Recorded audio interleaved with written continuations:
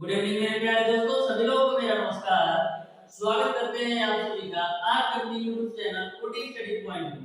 तो प्यारे दोस्तों, आज की क्लास में हम लोग सॉल्व करेंगे साधारण योग चक्रवृद्धि ब्याज के क्वेश्चन नंबर 11 से। क्वेश्चन नंबर 1 से लेकर के क्वेश्चन नंबर 10 तक का सॉल्यूशन मैंने करवा दिया है। यदि वो वीडियो आपने नहीं देखा है तो जरूर देखिएगा, डिस्क्रिप्शन में आपको लिंक मिल जाएगा। तो स्टार्ट करते हैं आज की क्लास को। देखते हैं क्वेश्चन नंबर 11। क्वेश्चन नंबर 11 आपका है, रुपया 2100 प्रदीप ने दीपक से उधार लिए। यदि चक्रवृद्धि ब्याज की दर 10% वार्षिक हो तथा ऋण 2 बराबर किस्तों में चुकाना हो तो बताओ दीपक को प्रत्येक किस्त कितने रुपए की देनी होगी। 4 ऑप्शन आपको दे रखा है। ऑप्शन नंबर ए आपका है 1050, ऑप्शन नंबर बी आपका है 1210, ऑप्शन नंबर सी आपका है 1100 और ऑप्शन नंबर डी आपका है 1150। तो ध्यान से इस क्वेश्चन को समझिएगा। जो आपका क्वेश्चन नंबर 11 है वह किस्त संबंधित क्वेश्चन है। तो मैं आपको इस क्वेश्चन को इस तरीके से बताऊंगा कि आज के बाद किस्त से कोई भी क्वेश्चन आपके एग्जाम में पूछ लिया जाए आपसे छूटेगा भी नहीं और मैक्सिमम 10 से 15 सेकंड के अंदर आप 100% एक्यूरेसी के साथ किस्त वाले क्वेश्चन सॉल्व कर लेंगे। तो ध्यान से इस क्वेश्चन को समझिएगा। यदि क्वेश्चन नंबर 11 आप अच्छी तरीके से समझ जाते हैं तो किस्त से कोई भी क्वेश्चन आपको पूछ लिया जाए आपसे छूटेगा नहीं। तो देखिएगा ध्यान से, क्वेश्चन नंबर 11 में जो मूलधन P की वैल्यू दे रखा है वो आपको दे रखा है 2100 और दर जो दे रखा है वो आपका 5% दे रखा है और समय की बात करते हैं तो वो आपको 2 वर्ष दे रखा है। तो कभी भी किस्त से क्वेश्चन आपसे पूछा जाए तो हमेशा इसको रेशियो मेथड से सॉल्व कीजिए, यानी कि हमेशा इसको अनुपात विधि से सॉल्व करना है। तो ध्यान से समझिएगा कि किस्त वाले क्वेश्चन को रेशियो मेथड यानी अनुपात विधि से कैसे सॉल्व करते हैं। सबसे पहले प्यारे दोस्तों, ये आपका 10% है। सबसे पहले प्यारे दोस्तों, जो आपका 10% है इसको आपको अनुपात में बदलना है। तो 10% को हम क्या लिख सकते हैं, 10 और परसेंट का मतलब क्या होता है 1/100। अब देखिएगा 1 जीरो से 1 जीरो कैंसिल, तो यहाँ से मिल जाएगा आपको 1/10, यानी कि 10% को आप रेशियो में चेंज करेंगे, अनुपात में चेंज करेंगे तो आपको मिलेगा 1/10। अब 1/10 का मतलब ये होता है कि जो आपका मूलधन है वो 10 है और एक आपको उस पे ब्याज मिला है। समझ में आया? 1/10 का मतलब ये है प्यारे दोस्तों कि जो आपका मूलधन है वो 10 है, 10 पर आपको 1 रेशियो का ब्याज मिल रहा है। तो पहले साल के लिए बात करते हैं, आपका क्या होगा, जो आपका धन 10 था वो बढ़कर क्या हो गया 11। यह बात क्लियर है?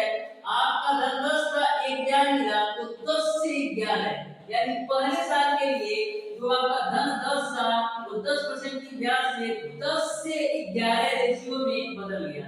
अब बात करते हैं दूसरे साल के लिए क्या होगा। तो दूसरे साल के लिए क्या होता है, जो आपका यह वैल्यू दी गई है इसी का स्क्वायर कर देना होता है। तो 10 का स्क्वायर करेंगे तो 100 होगा और 11 का स्क्वायर करेंगे तो 121 होगा। यदि आपसे पूछ लिया जाए 3 साल का दिया हो तो क्या करेंगे, तो 3 साल के लिए जो आपका होता है इसी का क्यूब कर देना है, यानी 10 का क्यूब करेंगे तो 1000 हो जाएगा और 11 का क्यूब करेंगे तो 321 हो जाएगा। यहाँ तक आपको समझ में आया होगा, लेकिन आपको क्वेश्चन को सॉल्व करना है केवल 2 साल के लिए, तो इसकी कोई जरूरत है नहीं। अब ध्यान से समझिएगा, क्वेश्चन में बोल रखा है कि बराबर किस्त देता है। जो ए आपका आता है, ए आपका मूलधन होता है और ए आपकी वैल्यू किस्त होती है। तो यहाँ पर देखिएगा क्वेश्चन में ऑलरेडी बोल रखा है कि बराबर किस्त चुकाता है। तो क्या यह दोनों किस्त आपस में बराबर है? यहाँ पर तो 11 रेशियो में किस्त दे रहा है, यहाँ पर 121, लेकिन क्वेश्चन के अनुसार दोनों किस्त बराबर होना चाहिए। तो दोनों किस्त बराबर कर लेते हैं तो इसमें क्या करेंगे, 11 से गुणा कर लेंगे 11 से इधर गुणा करेंगे तो आपको 11 से इधर भी गुणा करना पड़ेगा। अब आपका क्या मिलेगा, 11 जाएगा में 110 और इधर आपका हो जाएगा 121, ये आपका है 100 और ये आपका है 121। ये आपका मूलधन था और ये आपका किस्त था। यहाँ तक पूरी बात क्लियर हो गया होगा। अब देखिएगा दोनों किस्त समान हो गए, जैसा कि क्वेश्चन में बोला था कि बराबर किस्त में चुकाता था, तो दोनों किस्त आपके समान हो गए। अब देखिएगा मूलधन का कितना रेशियो आ रहा है, 0:1:2, यानी कि जो मूलधन है वह 210 रेशियो के बराबर है। मूलधन जो आपका है वह 210 रेशियो के बराबर है, यानी कि जो 210 रेशियो का मान है वह किसके बराबर है, 2100 के बराबर है। क्यों, क्योंकि जो मूलधन का रेशियो आया है वह 210 रेशियो, और 210 रेशियो की वैल्यू आपको दे रखा है 2100, तो 0 से आपका 0 कैंसिल, 21 रेशियो बराबर आपको मिलेगा 210। 21 से काटेंगे तो 21 से कटेंगे 0, यानी एक रेशियो की जो वैल्यू आ गई वो आपका आ गया 10।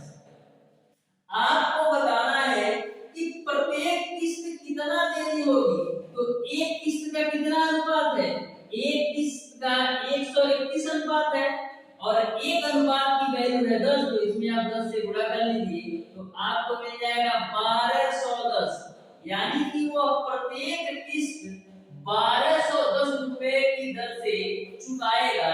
इस तरीके से इस क्वेश्चन का जो आंसर होगा वो आपका ऑप्शन नंबर बी सही हो जाएगा। उम्मीद करता हूं प्यारे दोस्तों यह क्वेश्चन आपको समझ में आया होगा। मैंने इस क्वेश्चन को बिल्कुल अच्छी तरीके से समझाने का प्रयास किया है। इसी में प्यारे दोस्तों यदि आपसे पूछ लिया जाए कि ब्याज क्या होगा, तो ये आपका टोटल अमाउंट होगा 121 और 121 जोड़ेंगे तो 242, यानी कि आपका जो मिश्र धन आ रहा है ए की वैल्यू आ रही है 242 रेशियो। अब आपको निकालना है ब्याज, तो ब्याज निकालने के लिए क्या करेंगे, 242 रेशियो में से 210 घटाइए तो आपको मिलेगा 32 रेशियो, और एक रेशियो की वैल्यू आपने निकाला है 10, तो इस तरीके से हो जाएगा 320, तो ब्याज आपका 320 हो गया। तो कभी भी आपको किस्त वाले क्वेश्चन पूछा जाए तो आप ऐसे सॉल्व कीजिएगा, और आपसे कुछ भी पूछ लिया जाए, चाहे आपसे किस्त पूछ लिया जाए या मिश्र धन पूछ लिया जाए या मूलधन पूछ लिया जाए या ब्याज पूछ लिया जाए, कोई भी क्वेश्चन आपसे पूछा जाएगा किस्त से, तो यदि आपको यह टिप पता होगा तो 100% एक्यूरेसी के साथ आप 10 से 15 सेकंड के अंदर ऐसे प्रश्नों को सॉल्व कर सकते हैं। अब देखिएगा क्वेश्चन नंबर 12, क्वेश्चन नंबर 12 को ध्यान से समझिए। बोला है किसी धन पर 2 वर्ष का चक्रवृद्धि ब्याज रुपया 205 और उसी धन का उतने ही समय के लिए उसी दर से साधारण ब्याज 200 है, मूलधन है 4 ऑप्शन आपको दे रखा है। क्वेश्चन नंबर 12 को समझिएगा। आपको जो साधारण ब्याज यानी सिंपल इंटरेस्ट दे रखा है वो आपका 200 दे रखा है, और जो कंपाउंड इंटरेस्ट यानी कि चक्रवृद्धि ब्याज आपको दे रखा है 200। क्वेश्चन में आपको साधारण ब्याज 200 दे रखा है और चक्रवृद्धि ब्याज आपको 205 दे रखा है। यह ब्याज कितने साल का है, यह जो ब्याज है वह 2 वर्ष का ब्याज है। अब देखिएगा आपको इस क्वेश्चन में मूलधन निकालना है, तो ध्यान से समझिएगा। इधर मैंने लिख लिया सिंपल इंटरेस्ट यानी साधारण ब्याज, इधर लिख लिया कंपाउंड इंटरेस्ट यानी चक्रवृद्धि ब्याज। एक पहला साल या दूसरा साल। मैंने आपको बताया था कि जो आपका साधारण ब्याज होता है वो प्रत्येक वर्ष समान होता है। यदि आपका पहले वर्ष का साधारण ब्याज 100 रुपया है तो दूसरे वर्ष का भी साधारण ब्याज 100 रुपया ही होगा तीसरे वर्ष का, यानी कि जो साधारण ब्याज होता है वो प्रत्येक वर्ष समान होता है। तो 2 वर्ष का साधारण ब्याज 200 है, तो प्रत्येक वर्ष का पूछूं तो कितना होगा, 100 रुपया पहले साल का साधारण ब्याज होगा और 100 रुपया ही दूसरे साल का साधारण ब्याज होगा। ये बात आपको समझ में आया होगा, क्योंकि 2 साल का 200 साधारण ब्याज है तो प्रत्येक साल का कितना होगा 100 रुपया। अब बात करते हैं चक्रवृद्धि ब्याज। मैंने आपको ये भी बताया था कि पहले साल के लिए साधारण ब्याज और चक्रवृद्धि ब्याज समान होता है, तो आपका एक पहले साल के लिए चक्रवृद्धि ब्याज का अनुमान 100 हो जाएगा। लेकिन यहाँ पर तो दिया गया है चक्रवृद्धि ब्याज 205, पहले साल का 100 रुपया हो गया तो दूसरे साल का कितना होगा 105 होगा। ये बात आपको क्लियर है? क्योंकि 2 साल का चक्रवृद्धि ब्याज 205 दे रखा है तो पहले साल का तो आपको पता है 100 ही होगा तो दूसरे साल का क्या होगा 105। अब बात ये आपको समझना है कि ये 5 रुपया ज्यादा क्यों आ रहा है। ये 5 रुपया ज्यादा इसलिए आ रहा है क्योंकि जो पहले साल का ब्याज है उस ब्याज पर भी ब्याज लग रहा है।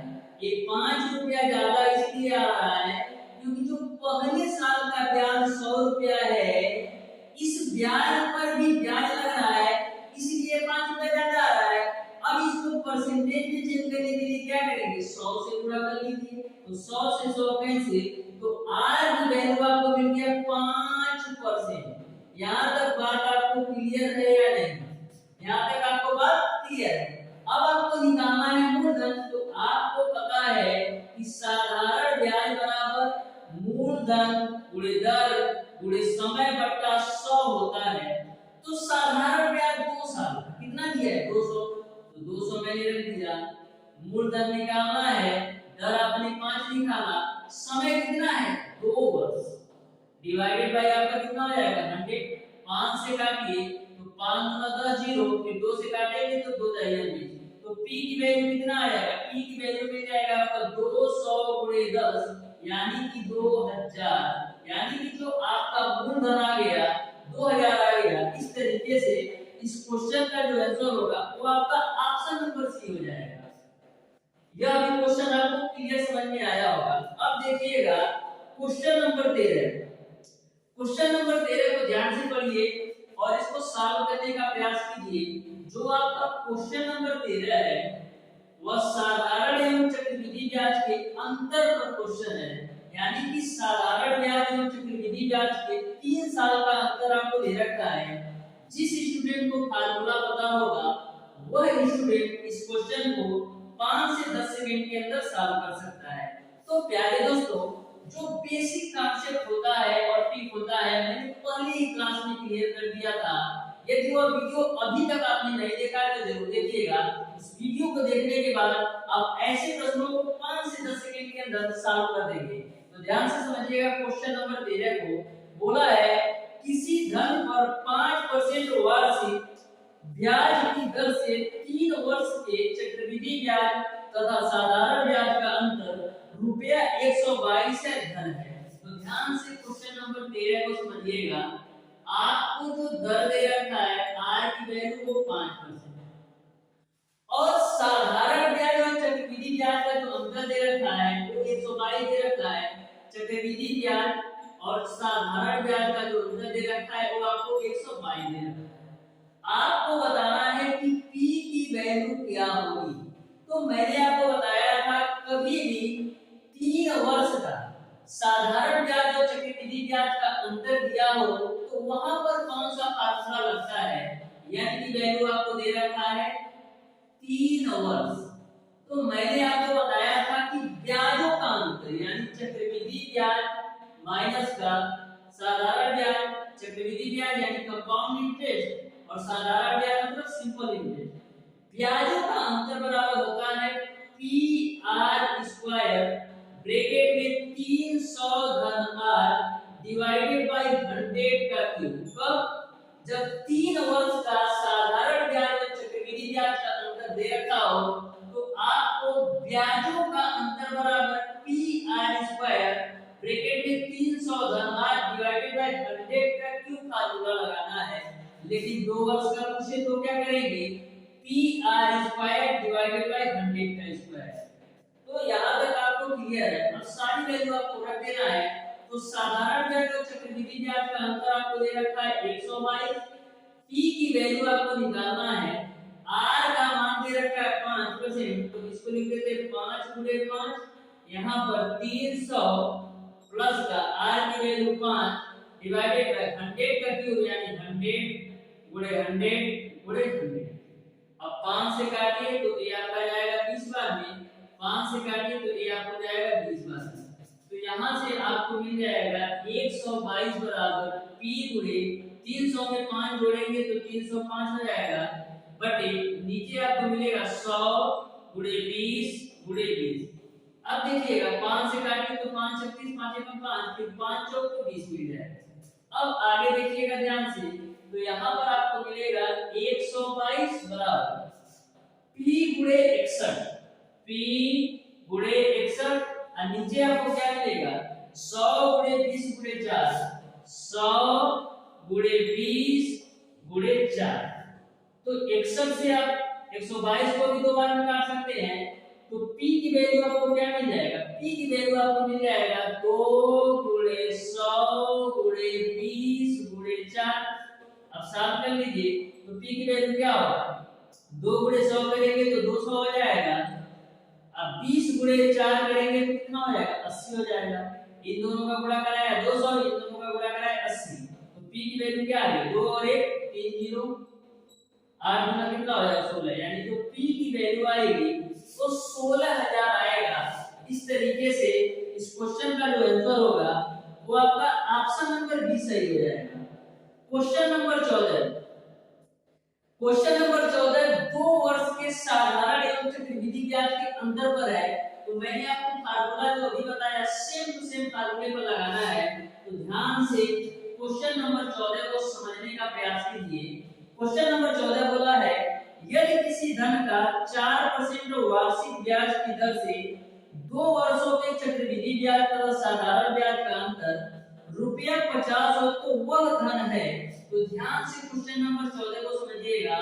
आर की वैल्यू आपको दे रखा है 4%, समय आपको दे रखा है 2 वर्ष और जो ब्याजों का अंतर दे रखा है वो आपको दे रखा है 50 यानी चक्रवृद्धि ब्याज और साधारण ब्याज का जो अंतर दे रखा है वो आपको दे रखा है 50। आपको निकालना है p की वैल्यू तो सॉल्व कर लीजिए।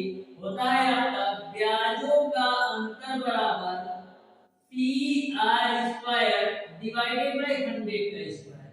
यह 2 साल के लिए फार्मूला है। ब्याजों का अंतर बराबर p r square divided by 100 का स्क्वायर।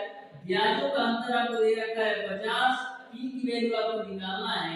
r का मान 4 है तो 4 गुणे 4 बटे हो जाएगा आपका 100 गुणे 100। 4 से काटिए 25 बार भी 4 से काटेंगे तो 25 बार भी तो p की वैल्यू आपको मिल जाएगा 50 गुणे 25 गुणे 25।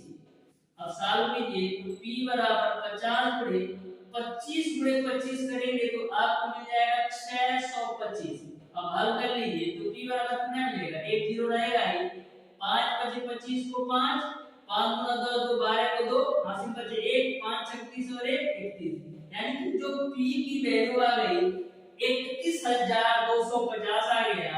इस तरीके से इस क्वेश्चन का जो आंसर होगा वो आपका ऑप्शन नंबर बी सही हो जाएगा। अब देखिएगा क्वेश्चन नंबर 15। क्वेश्चन नंबर 15 को ध्यान से पढ़िए और इसको सॉल्व करने का प्रयास कीजिए। जो आपका क्वेश्चन नंबर 15 है वह आपका चक्रवृद्धि ब्याज में गुना वाले प्रश्न पर है। तो जो भी क्वेश्चन जो भी स्टूडेंट लास्ट क्लास देखा होगा मेरा वो इस क्वेश्चन को मैक्सिमम 5 से 10 सेकंड के अंदर सॉल्व कर सकता है। तो ध्यान से क्वेश्चन नंबर 15 को आप लोगों को समझना है और देखिए ऐसे प्रश्नों को आप कैसे 5 से 10 सेकंड के अंदर सॉल्व कर सकते हैं। बोला है यदि एक धन चक्रवृद्धि ब्याज की दर से 4 वर्ष में 2 गुना हो जाता है तो कितने वर्ष में 8 गुना हो जाएगा। तो मैंने आपको बताया था चक्रवृद्धि ब्याज में गुना वाले प्रश्न कभी भी आपसे पूछा जाए तो जो आपका समय होता है वो ऐड के रूप में चलता है और जो आपका धन होता है वह गुना के रूप में चलता है। तो ध्यान से क्वेश्चन को समझिएगा। 4 वर्ष में 2 गुना हो जाता है। मैंने मान लिया कि वो धन 100 था। 4 वर्ष में यह 2 गुना हो जाता है यानी कि 2x हो जाता है। तो आपको बताना है कि यही धन 8 गुना होने में कितना टाइम लगेगा। तो देखिएगा एक गुना होने में 4 वर्ष तो दूसरा गुना करिए तो दूसरा गुना करेंगे तो होगा 4x और एक गुना और करेंगे तो 8x। तो देखिएगा मैंने क्या बोला था कि जो आपका धन होता है गुना के रूप में चलता है। जैसे 2 गुना तो फिर 2 गुना फिर 2 गुना और जो समय आपका होता है जुड़ता जाता है तो 4 वर्ष इस गुणांक को होने में भी लगेगा और 4 वर्ष इस गुणांक को भी होने में लगेगा। यानी टोटल टाइम कितना लग रहा है? 4 4 8 4 12, यानी कि 12 वर्ष में वही धन 8 गुना हो जाएगा। इस तरीके से आपका ऑप्शन नंबर सी सही हो जाएगा। इसी क्वेश्चन में आपसे पूछ लिया जा रहा है कि 32 गुना होने में कितना टाइम लगेगा, तो इसका 1 गुना और 1 2 गुना और करेंगे तो 16 होगा और इसका 1 2 गुना और करेंगे तो 32 होगा। अब 4 वर्ष यहाँ और लगेगा, 4 वर्ष यहाँ लगेगा। अब सबको जोड़िए, 4 4 8 4 12 4 16 4 20, यानी कि 20 वर्ष में 32 गुना हो जाता है। तो उम्मीद करता हूं यह क्वेश्चन आपको समझ में आया होगा। अब देखिएगा क्वेश्चन नंबर 16। क्वेश्चन नंबर 16 आपका है, एक व्यक्ति बराबर धन दो बैंकों में 4.1/2% तथा 5% वार्षिक दर पर जमा कराता है। यदि 2 वर्ष बाद कुल ब्याज 247 मिला हो तो प्रत्येक बैंक में जमा किया धन है। तो ध्यान से क्वेश्चन नंबर 16 को समझिएगा। कोई एक व्यक्ति है जो कि 2 बैंकों में बराबर धन जमा करता है। एक में जो दर है उसका 4.5% है, दूसरे में 5% है, और जो टोटल साधारण ब्याज कितना है 247, तो आपको धन बताना है। तो मैंने मान लिया कि 2 बैंक आपका ए है और एक दूसरा बैंक आपका बी है। जो टोटल साधारण ब्याज है यानी कि जो टोटल सिंपल इंटरेस्ट है वो दे रखा है आपको 247। तो टोटल साधारण ब्याज क्या होगा? जो टोटल साधारण ब्याज होगा वो पहले बैंक का साधारण ब्याज और दूसरे बैंक के साधारण ब्याज का योग होगा। यानी कि जो आपका 247 होगा वो पहले बैंक का साधारण ब्याज और दूसरे बैंक के साधारण ब्याज का योग होगा। तो पहले बैंक के लिए मान लेता हूं मूलधन P1 दर R1 और समय T1 बटे 100। यह पहले बैंक के लिए मैंने मान लिया कि P1 R1 T1 बटे 100 है और दूसरे बैंक के लिए मैं मान लेता हूं मूलधन P2 है दर R2 है और समय T2 है डिवाइडेड बाय 100। यहां तक किसी को कोई प्रॉब्लम नहीं होना चाहिए। जैसा क्वेश्चन बोला वैसा मैंने कर दिया। तो देखिएगा पहले बैंक का कुल साधारण ब्याज और दूसरे बैंक का कुल साधारण ब्याज दोनों का जो योग है वो 247 है। तो यहां से आपका हो जाएगा 247 बराबर, लेकिन बोला है कि दोनों बैंक में समान धन जमा करता है, यानी बैंक ए में भी P जमा करता है तो बैंक बी में भी P धन जमा करता है। तो P1 की वैल्यू P, R1 की वैल्यू आपको दे रखा है 4/1/2%, तो ये आपका हो जाएगा 9/2, क्योंकि 4/1/2 को सही बटे में चेंज करेंगे तो आपको मिलेगा 9/2। दर हो गया और समय दोनों का समान है, 2 साल के लिए यह भी है 2 साल के लिए तो 2 हो जाएगा पूरे होंगे। यहां तक आपको क्लियर है? प्लस P2 की वैल्यू भी होगी क्योंकि दोनों बैंक में समान धन जमा करता है और R2 की वैल्यू कितना है 5 और समय कितना है 2 डिवाइडेड बाय 100। बस आपका क्वेश्चन सॉल्व हो गया। अब इसी को आपको हल कर लेना है। तो देखिएगा क्या होगा 247 बराबर, इसमें देखिए 2 से आपको 2 कैंसिल कर देना है तो क्या मिलेगा 9p/100, 9p/100 प्लस यहाँ पर क्या मिलेगा 5 गुना 10p/100, 10p/100। अब हल कर लीजिए तो 247 बराबर दोनों के हर समान है तो आपको अंश जोड़ लेना है। तो 9p और 10p कितना होगा 19p। तो p की वैल्यू यहां से निकालेंगे क्या आएगा आपका आएगा 247 गुणे 100 बटेगा 19। 19 से काटिए 19 से कम 19 बचे 5 7 19 3 57। तो p की वैल्यू आपको मिल जाएगा 13 गुणे 100, यानी कि जो p की वैल्यू आ जाएगी वो 1300 आ जाएगा। इस तरीके से इस क्वेश्चन का जो आंसर होगा वो आपका ऑप्शन नंबर सी सही हो जाएगा। तो यह भी क्वेश्चन आपको समझ में आया होगा। अब सॉल्व कीजिए क्वेश्चन नंबर 17 को। क्वेश्चन नंबर 17 को ध्यान से समझिए। यह साधारण ब्याज का क्वेश्चन है, क्वेश्चन नंबर 17। इसको आप लोग सॉल्व कीजिए।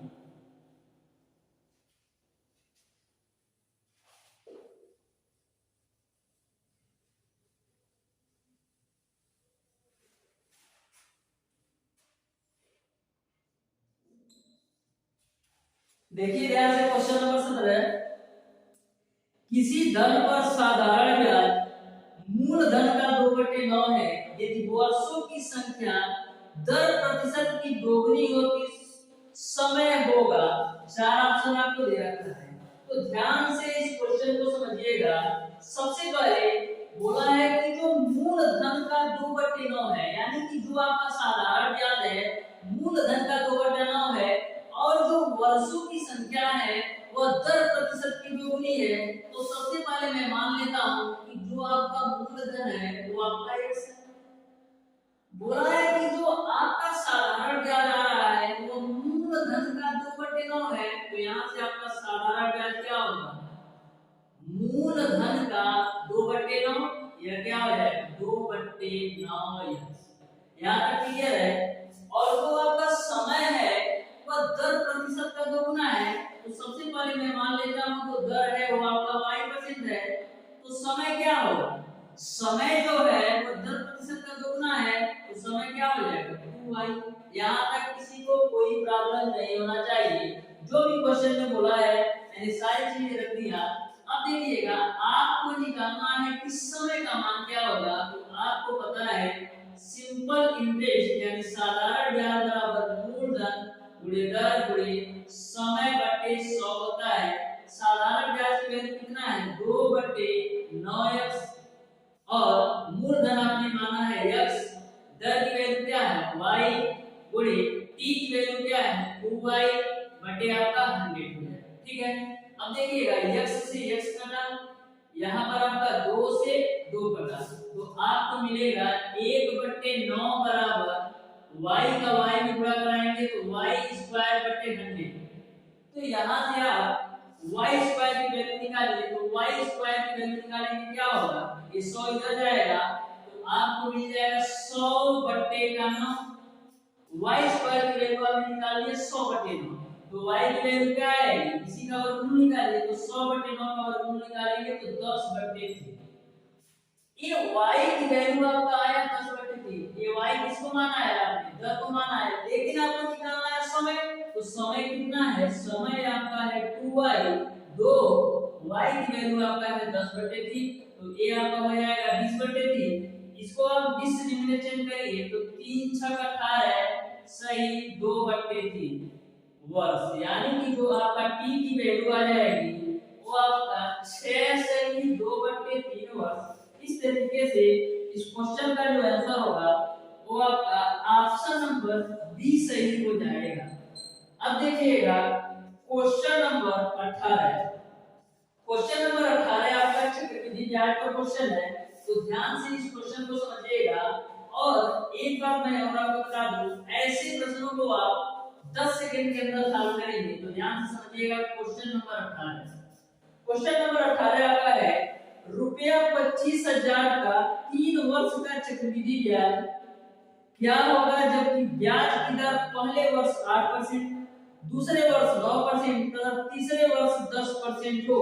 चार ऑप्शन आपको दे रखा है, तो क्वेश्चन नंबर 18 में p की वैल्यू आपको दे रखा है 25,000, और समय का जो मान दे रखा है वो आपको दे रखा है 3 वर्ष, और दर जो दिया है वो अलग अलग दिया है, पहले वर्ष का 8%, दूसरे वर्ष का 9% और तीसरे वर्ष का 10%। तो R1 की वैल्यू आपको दे रखा है 8%, R2 की वैल्यू आपको दे रखा है 9% और R3 की वैल्यू आपको दे रखा है 10%। तो मैंने आपको जब बेसिक कॉन्सेप्ट और थ्योरी कवर करवाया था साधारण एवं चक्रवृद्धि ब्याज का, तो मैंने आपको बताया था कि जब पहले वर्ष का दर R1 और दूसरे वर्ष का R2 और तीसरे वर्ष का R3% हो, तो ऐसे प्रश्नों को सॉल्व करने के लिए आपको फार्मूला लगाना होता है A बराबर P 1 प्लस R1/100, दूसरे ब्रैकेट में आपका हो जाएगा 1 प्लस R2/100 और तीसरे ब्रैकेट में आपका हो जाता है 1 प्लस R3/100। यह फार्मूला कब अप्लाई होता है, जब पहले वर्ष R1% हो, दूसरे वर्ष R2% हो और तीसरे वर्ष R3% हो। तो सारी वैल्यू रख दीजिए, तो A बराबर P की वैल्यू आपका है 25,000, 1 प्लस R1 का मान 8/100 R2 का मान कितना है 9/100 और R3 का मान कितना है 1 + 10/100। यहाँ तक सबको पूरी बात क्लियर है। एक जीरो से एक जीरो कैंसिल कर दीजिए तो यहाँ से आपको क्या मिलेगा, मिलेगा आपको 25,000।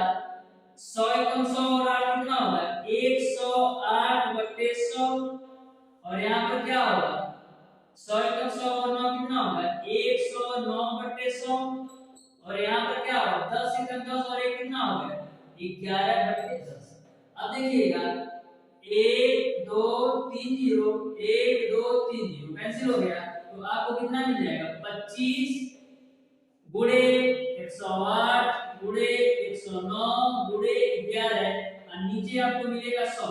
25 से काटेंगे तो 4 बार में कटेगा, 4 से काटिए तो 4 गुना 8 4 7 28 तो मिल जाएगा आपको 27 गुणे 109 गुणे 11। अब देखिएगा इसको बिना सॉल्व किए भी आप इस क्वेश्चन का आंसर दे सकते हैं। तो देखिएगा कैसे दे सकते हैं। सबसे पहले दोस्तों आप लोग ये बताइए यदि मैं इस तीनों नंबर का आपस में गुणा कराऊंगा तो हमको यूनिट डिजिट क्या मिलेगा, इकाई का अंक क्या मिलेगा। तो देखिएगा इकाई का अंक क्या मिलेगा 7 9 63 7 9 63 यानी लास्ट का 3 आ रहा है, फिर 3 का 1 गुणा कराएंगे तो 3 यानी कि कहीं ना कहीं जो हमारा इकाई का अंक आ रहा है वो 3 आ रहा है। ध्यान से समझिए इकाई का अंक कैसे आएगा, 1 का गुणा 9 में करेंगे तो 9 होगा और 9 का गुणा 7 में करेंगे तो 63 आएगा। तो यानी कि जो हमारा इकाई का अंक आएगा इसका जो रिजल्ट आएगा उसका जो इकाई का अंक आएगा वो 3 आएगा। ये बात क्लियर है। अब देखिएगा इधर कोई भी अंक है इससे हमको कोई मतलब नहीं है, इकाई का अंक हमको पता चल गया 3। आपको निकालना है चक्रवृद्धि ब्याज और आपको जो मूलधन है वो आपको दे रखा है 25,000। तो आप यूनिट डिजिट से सॉल्व कर सकते हैं कि नहीं, 3 में से 0 घटाएंगे तो 3। अब आप देखिए ऑप्शन में किस ऑप्शन में कि यूनिट डिजिट 3 है तो आप देखेंगे चारों ऑप्शन में केवल और केवल एक ही ऑप्शन ऐसा दिया है जिसका यूनिट डिजिट 3 है। तो इस तरीके से आपका ऑप्शन नंबर ए सही हो जाएगा। ध्यान में रखिएगा जब क्वेश्चन ऐसा पूछा जाए कि केवल आपको एक ही ऑप्शन में यूनिट डिजिट मैच करता हो, जैसा कि मैंने आपको बताया क्वेश्चन नंबर 18 में आपका ऑप्शन नंबर ए में केवल यूनिट डिजिट 3 है, यानी कि ऑप्शन नंबर ए में केवल इकाई का अंक 3 है। तो मैंने टिक कर दिया कि आपका 100% श्योर है कि आपका ऑप्शन नंबर ए ही सही होगा। लेकिन कभी-कभी ऐसा कंडीशन आ जाता है कि यदि आपका दो ऑप्शन में यूनिट डिजिट यानी इकाई का अंक 3 होता तो आपको पूरा सॉल्व करना होता है, लेकिन इस क्वेश्चन में केवल एक ही ऑप्शन दिया है जिसका इकाई का अंक 3 है। तो आप डायरेक्ट सॉल्व कर सकते हैं कि कहीं ना कहीं आपका 100% आप श्योर कर सकते हैं कि ऑप्शन नंबर ए ही होगा, क्योंकि ऑप्शन नंबर ए में इकाई का अंक 3 है। तो इस तरीके से आपका ऑप्शन नंबर ए सही हो जाएगा। इस तरीके से आप समय बता सकते हैं। इसको आप सॉल्व करेंगे तो कोई मतलब नहीं है, आप इसको इकाई के अंक से सॉल्व कर लीजिए कि हां इकाई का अंक 3 आएगा। अब चारों ऑप्शन में देखिए कि किस ऑप्शन में इकाई का अंक 3 है। तो आपने देखा कि केवल एक ही ऑप्शन है जिसमें इकाई का अंक 3 है, तो उसको आप टिक कर सकते हैं। लेकिन दो ऑप्शन में दिया हो कि इकाई का अंक 3 तो आपको सॉल्व करना पड़ेगा, लेकिन एक ऑप्शन में दिया है तो सॉल्व करने की जरूरत नहीं है, बस इकाई के अंक से आप क्वेश्चन को टिक कर सकते हैं। ओके, अब देखिएगा क्वेश्चन नंबर 19। क्वेश्चन नंबर 19 को ध्यान से समझिए और इसको सॉल्व करने का प्रयास कीजिए।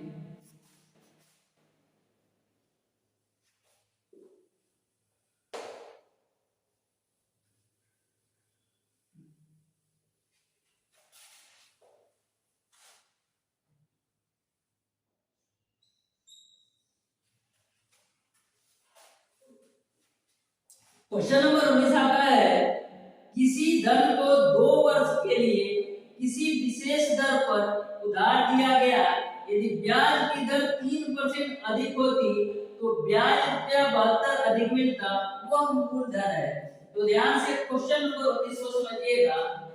आपको जो समय दे रखा है वो आपको दे रखा है 2 वर्ष और समय 2 वर्ष दे रखा है, बोला है कि यदि ब्याज की दर 3% अधिक होता तो जो आपका ब्याज है वो 72 रुपया अधिक मिलता। तो यह जो आपका क्वेश्चन है वो साधारण ब्याज पर है। तो आपको साधारण ब्याज बराबर पता है मूलधन गुणे दर गुणे समय बटा 100 होता है। अब आपको समझना ये है कि 72 रुपया ज्यादा कब मिलता, 72 रुपया ज्यादा कब मिलता जब ब्याज की दर 3% अधिक होती। तो यहाँ पर 72 रुपया ज्यादा क्यों मिल रहा है, 72 रुपया ज्यादा इसलिए मिल रहा है क्योंकि ब्याज की दर 3% अधिक हो रहा है। तो यहाँ पर मूलधन को P रखना है, दर को 3 रखना है और समय कितना है 2/100। इसको आप साफ कर लीजिए, तो 2 से काटेंगे तो 50,000 मिल जाएगा और 3 से इसको काटेंगे तो 3 दूना 6 और 3 दूना 6 1 2 3 चौक 12। तो यहाँ से P की वैल्यू क्या आ जाएगी, P की वैल्यू आ जाएगी आपका 50 गुणे 24। तो P की वैल्यू निकाल लीजिए 0 हो जाएगा, 5 चौक 30 को 0, 5 दूना 10 2 12, यानी कि जो P की वैल्यू आ जाएगी वो आपका 1200 आ जाएगा। इस तरीके से आपका ऑप्शन नंबर बी सही हो जाएगा। तो कभी भी आपको ऐसा क्वेश्चन पूछा जाए तो आपको ऐसे हिसाब करना है कि आपका साधारण ब्याज बराबर मूलधन गुणे दर गुणे समय बटा 100। आपको 72 ज्यादा क्यों मिल रहा है, क्योंकि दर जो है वो 3% अधिक हो रहा है और समय तो आपका 2 ही वर्ष है, इसी पे सॉल्व कर लीजिए। अब देखिएगा क्वेश्चन नंबर 20। क्वेश्चन नंबर 20 बहुत ही सिंपल सा क्वेश्चन है और बहुत ही शानदार क्वेश्चन है।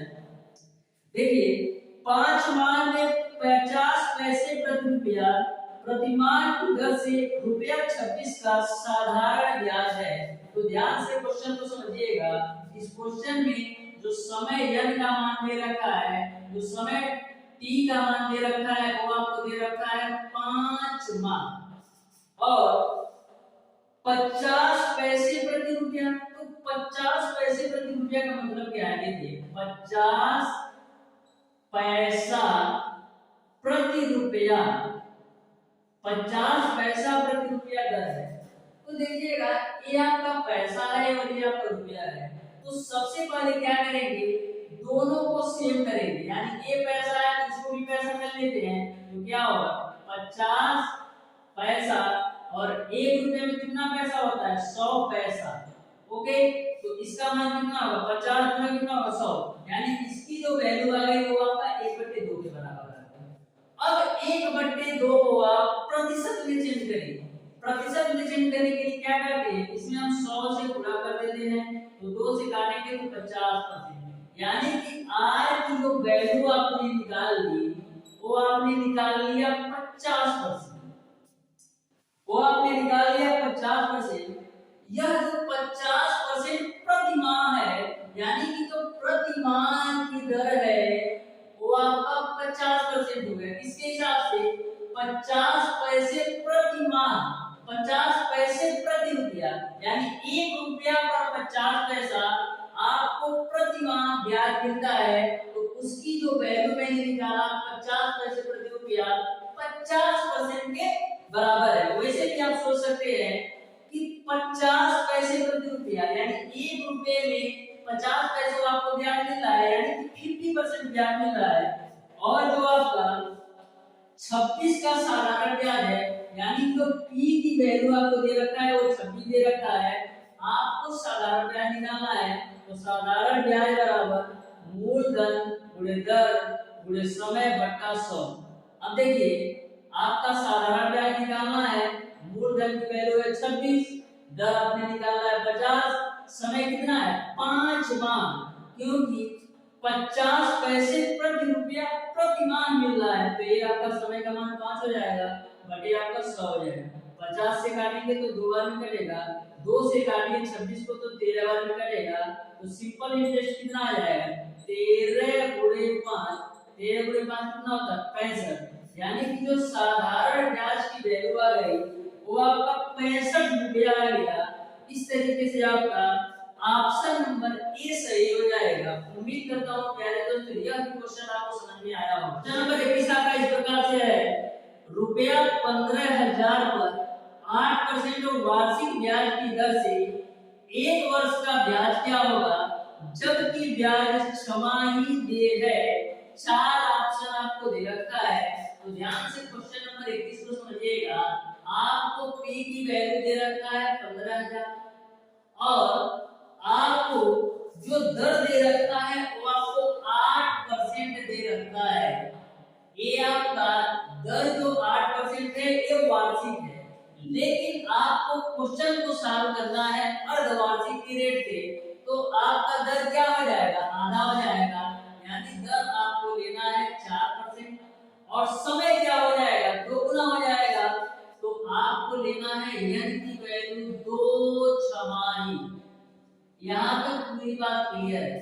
आपको पी की वैल्यू 15,000 दिया और आर की वैल्यू आपको 8% वार्षिक दिया था, लेकिन क्वेश्चन को सॉल्व करना है अर्धवार्षिक से, तो जो आपका आर की वैल्यू है वो तो आधा हो जाएगा और समय दोगुना हो जाएगा, क्योंकि एक वर्ष के लिए आपसे पूछा जा रहा है, तो एक वर्ष में आपका 2 छमाही होता है। तो सॉल्व करेंगे, चक्रवृद्धि मिश्र धन बराबर होता है मूलधन 1 plus r upon 100 to power n।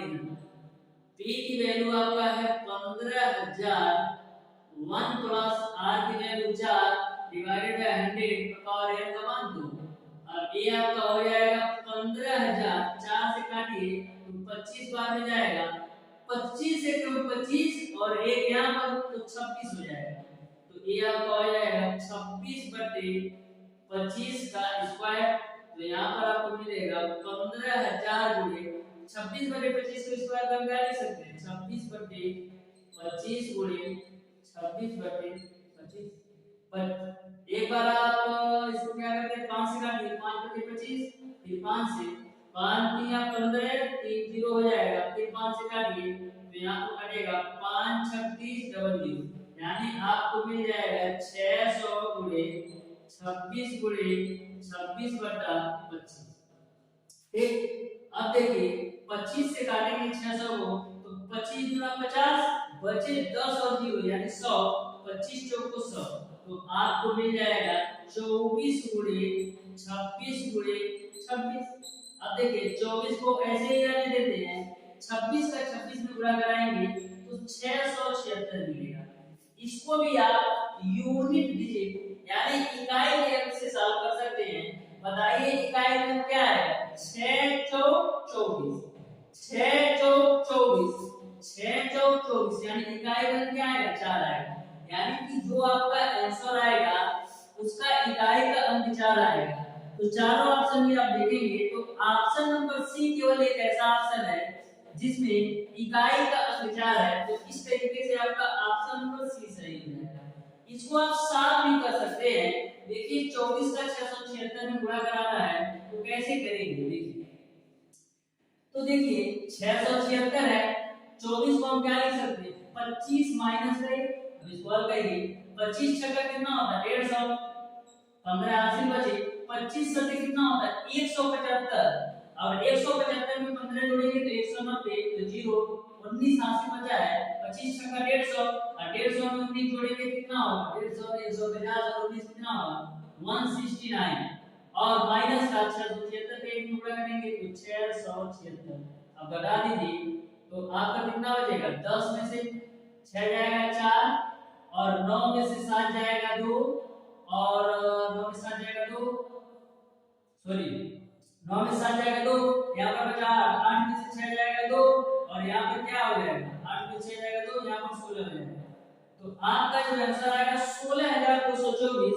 इस तरीके से आपका 16,224 तो आपका मिश्र धन आया। आपको निकालना है ब्याज, तो ब्याज कैसे निकालेंगे, ब्याज निकालने के लिए क्या करेंगे, मिश्र धन में से मूलधन घटाएंगे तो मिश्र धन आपका है 16,224 और मूलधन आपका है 15,000, घटा देंगे तो 1,624। तो प्यारे दोस्तों चाहे आप इस तरीके से सॉल्व करेंगे, यदि आप सॉल्व करेंगे तो टाइम ज्यादा लगेगा, लेकिन आप यदि आप यूनिट डिजिट से सॉल्व कर लेते हैं तो आप इतना टाइम बता सकते हैं कैलकुलेशन का। तो इस तरीके से कभी भी क्वेश्चन आपको पूछा जाए और ऐसा एक ही ऑप्शन हो जिसमें इकाई का अंक मिल रहा हो, एक ऑप्शन में यदि इकाई का अंक मिले तो आप सीधा टिक कर दीजिए बिना सोचे समझे, वो 100% सही होगा।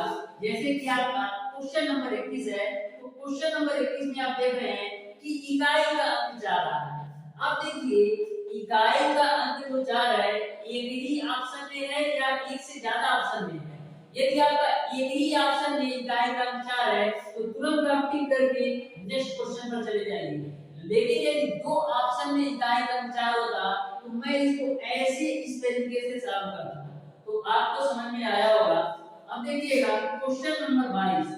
क्वेश्चन नंबर 22 को आप ध्यान से समझने का प्रयास कीजिए।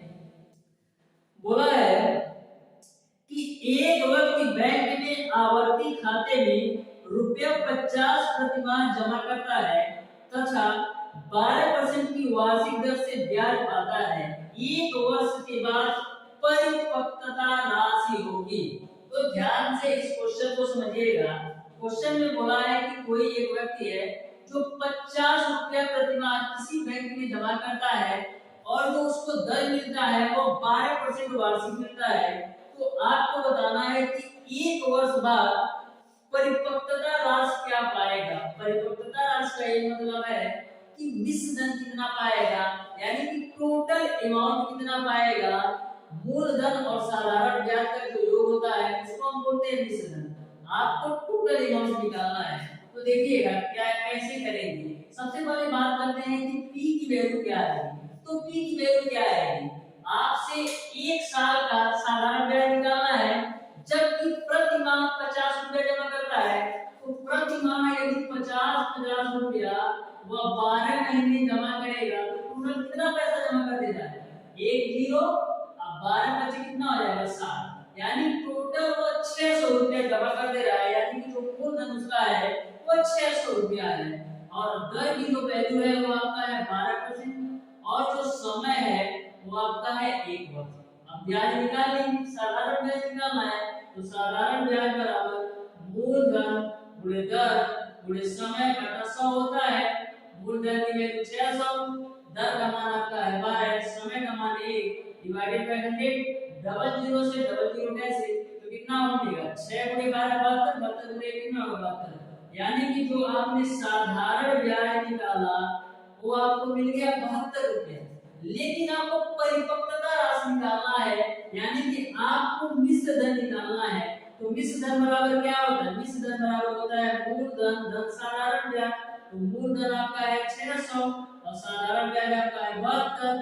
तो 600 की 72 जोड़ेंगे कितना आएगा 672। इस तरीके से इस क्वेश्चन का जो आंसर होगा वो आपका ऑप्शन नंबर सी सही हो जाएगा। अब देखिएगा क्वेश्चन नंबर 23। जो क्वेश्चन नंबर 23 है वो भी आपका सिंपल सा क्वेश्चन है। जनवरी में इतना जमा करता है, फरवरी में इतना, मार्च में इतना। तो क्वेश्चन नंबर 23 को आप लोग सॉल्व करने का प्रयास कीजिएगा। यदि सॉल्व नहीं होगा तो उसको आप लोग कमेंट बॉक्स में कमेंट करके बताइएगा, मैं इसको नेक्स्ट क्लास में सॉल्व करवा दूंगा। अब देखते हैं क्वेश्चन नंबर 24। क्वेश्चन नंबर 24 आपका इस प्रकार से है, कोई धन साधारण ब्याज की दर से 4 वर्ष में 924 तथा 7 वर्ष में 1092 हो जाता है। ब्याज की दर है 4 ऑप्शन आपको दे रखा है। तो जो आपका क्वेश्चन नंबर 24 है साधारण ब्याज का क्वेश्चन है। ध्यान से समझिएगा। क्वेश्चन में बोला है कि कोई आपका धन है जो 4 वर्ष में कितना हो जाता है 924 और वही धन जो है 7 वर्ष में हो जाता है 1092। आपको ब्याज की दर बताना है। आपको पता है कि जो आपका साधारण ब्याज होता है वो प्रत्येक वर्ष समान होता है। तो यहाँ पर देखिएगा इस 7 वर्ष का 1092 है और 4 वर्ष का 924 है। तो इसमें 924 से 1092 क्यों हो रहा है, क्योंकि इसमें 3 वर्ष का साधारण ब्याज होता है। तो हम बोले कि 3 वर्ष का साधारण ब्याज क्या होगा, तो क्या करेंगे 1092 में से 924 घटा देते हैं। 1092 में से 924 घटाइए तो कितना मिलेगा, 12 में से 4 जाएगा 8, 8 में से 2 जाएगा 6 और 10 में से 9 जाएगा। ये आपने 3 वर्ष का साधारण ब्याज निकाल लिया, क्योंकि इसमें जो है वो 3 वर्ष का साधारण ब्याज ज्यादा है, इसीलिए यह जो वैल्यू है इससे ज्यादा है। अब आपने देखा जो 3 वर्ष का साधारण ब्याज है वो 168 है। आपको पता है साधारण ब्याज समान होता है, तो हम पूछे कि 1 वर्ष का साधारण ब्याज क्या होगा, तो 1 वर्ष का साधारण ब्याज क्या होगा 1968 में आपको 3 से भाग के देना है, तो 3 बटे 15 3 छक्का 18, यानी कि एक वर्ष का साधारण ब्याज जो आ गया वो आपका आ गया 56। लेकिन आपको निकालना है तो ब्याज की दर, तो पूछे 4 वर्ष का साधारण ब्याज क्या होगा, तो 4 वर्ष का साधारण ब्याज क्या होगा, 4 गुणे 56, तो 4 छक 24 को 4 4 पच्चीस 20 दो 22, यानी कि जो 4 वर्ष का साधारण ब्याज है वो 924, लेकिन जो 4 वर्ष का टोटल अमाउंट आपको दे रखा है 924, और जो 4 वर्ष का साधारण ब्याज है 224, यानी कि 924 में से 224 घटा दे तो हमको मूलधन पता चल जाएगा। तो निकाल लेते हैं मूलधन, तो मूलधन बराबर क्या हो जाएगा, मिश्र धन में से साधारण ब्याज घटाएंगे, तो मिश्र धन ए में से साधारण ब्याज घटा लीजिए, तो जो मिश्र धन है वो आपका है 924, और 4 वर्ष का साधारण ब्याज निकाला है आपने 224, तो 924 में से 224 घटाएंगे तो 700। अब आपको मूलधन का मान पता चल गया तो दर निकाल सकते हैं, क्योंकि साधारण ब्याज बराबर मूलधन गुणे दर गुणे समय बटा 100 होता है। तो साधारण ब्याज आपका कितना है 4 वर्ष का 224, और मूलधन आपने निकाला है 700, दर आपको निकालना है कितने समय 4 साल, क्योंकि 4 साल का ही 224 ब्याज है, तो ये आपका हो जाएगा 4 डिवाइडेड बाय 100, डबल जीरो से डबल जीरो कैंसिल, 4 से काटेंगे तो 4 बचे भी 4 24, यानी आपको मिल गया 56 बराबर 7 आर से 7 से काटेंगे तो 7 56, यानी आर की वैल्यू आपको मिल गया 8%। इस तरीके से इस क्वेश्चन का जो आंसर होगा वो आपका ऑप्शन नंबर सी सही हो जाएगा। उम्मीद करता हूं प्यारे दोस्तों जितने भी क्वेश्चन मैंने सॉल्व कराया टोटल क्वेश्चन आपको समझ में आया होगा। फिर भी यदि आपको किसी भी क्वेश्चन में कोई भी डाउट हो तो कमेंट बॉक्स में कमेंट करके जरूर बताइएगा। वीडियो अच्छा लगा हो तो वीडियो को लाइक और चैनल को सब्सक्राइब जरूर कीजिएगा।